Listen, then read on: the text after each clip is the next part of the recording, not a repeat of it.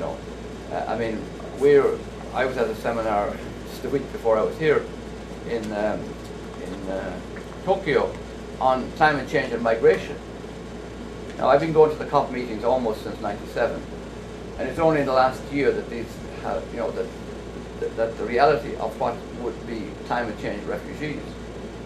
And of course, all you have to do is to start thinking of what people are saying about the melting of glaciers.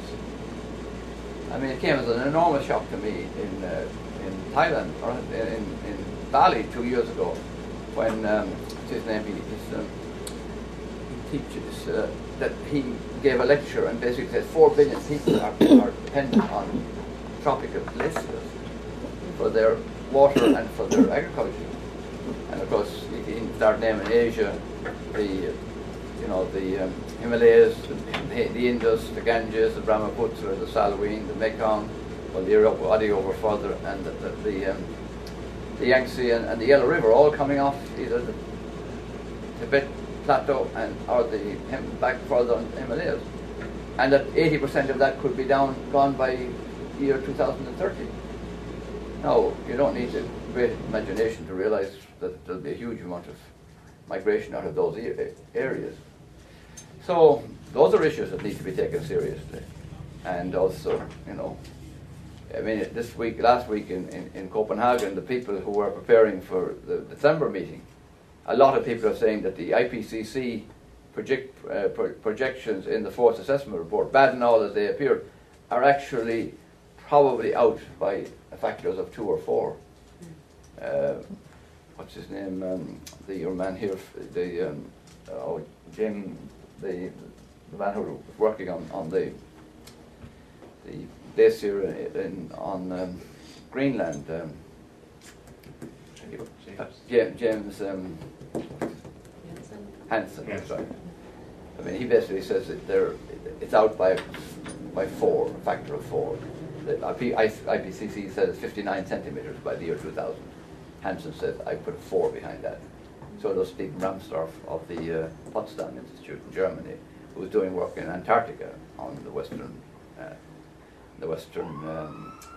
side of Antarctica. So all of these are going to feed into how, you know, human well-being, and how do we achieve it? I'd love to see myself as a priority different kinds of economic policies.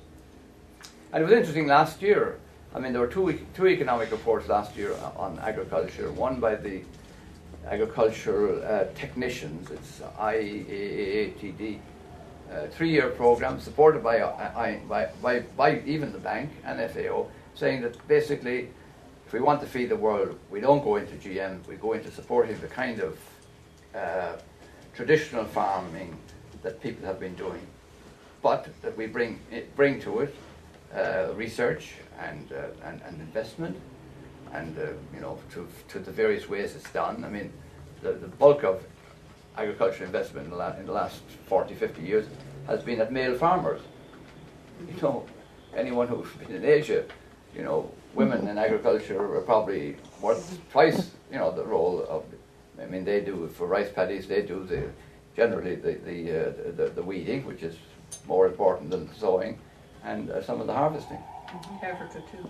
Pardon? Africa too. Yeah, Africa too. So, and that was one. And then in November this year, another study came out on organic farming, and it was an empirical study on East Africa and West Africa, saying, you know, that this is, and I think we need to support these, get them out known, and well, better known into the public domain. And because, like, if you don't have food and water, anything else is irrelevant almost. And none of these are captured by the trade agreements, like, you know. And could I ask you a question about growth? yes.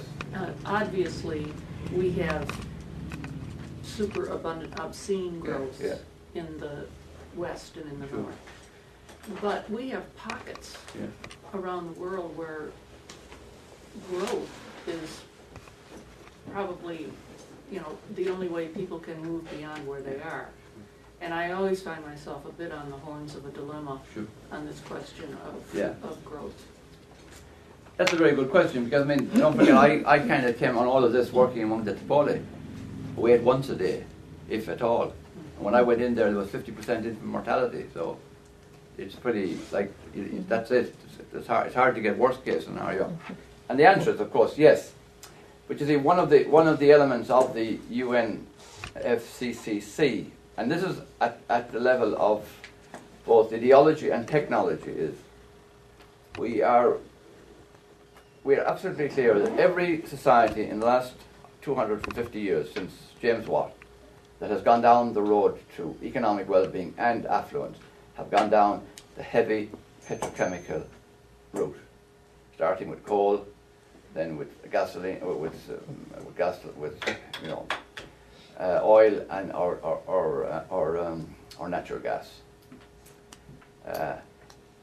Climate change and peak oil is telling us that neither of these, this particular route is no longer available to anyone, ultimately. I mean, the figures talked about by 2020, if it gets into the Copenhagen Agreement, will be 25 to 40% by 2020.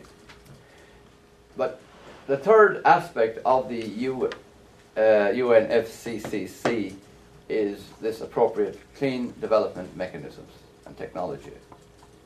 So I think that is crucial. That yes, the Tibolis, they need to eat twice or 3 times a day. That will involve uses of energy.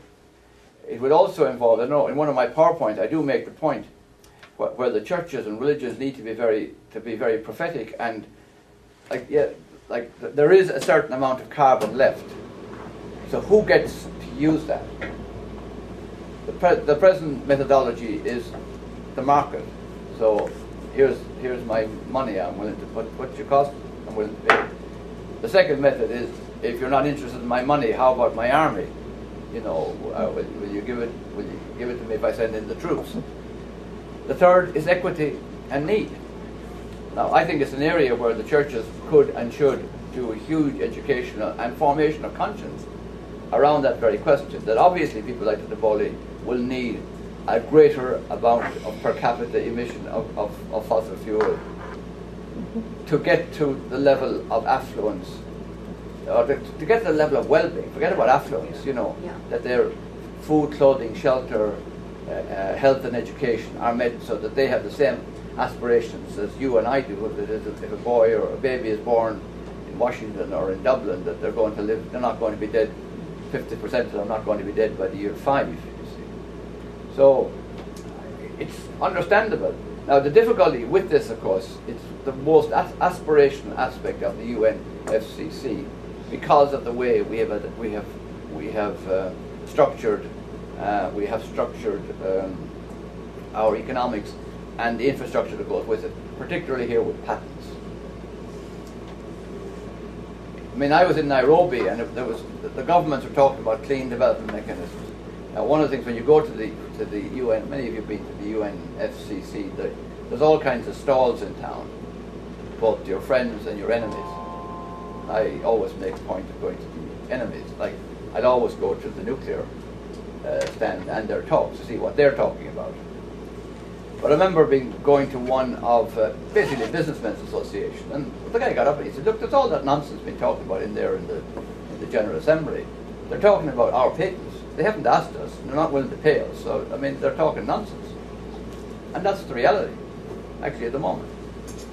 So how will, for example, the area of energy, of even stoves, an efficient stove, to go to the Tiboli to help them to use less fossil fuel energy to, well, if there's a patent on it, that's too bad.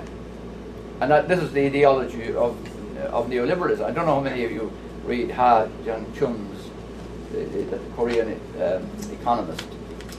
I mean, he looks at the whole neoliberal mix, you see, and free trade and all of that, and he said this is what the Washington Consensus has been pushing on third world countries.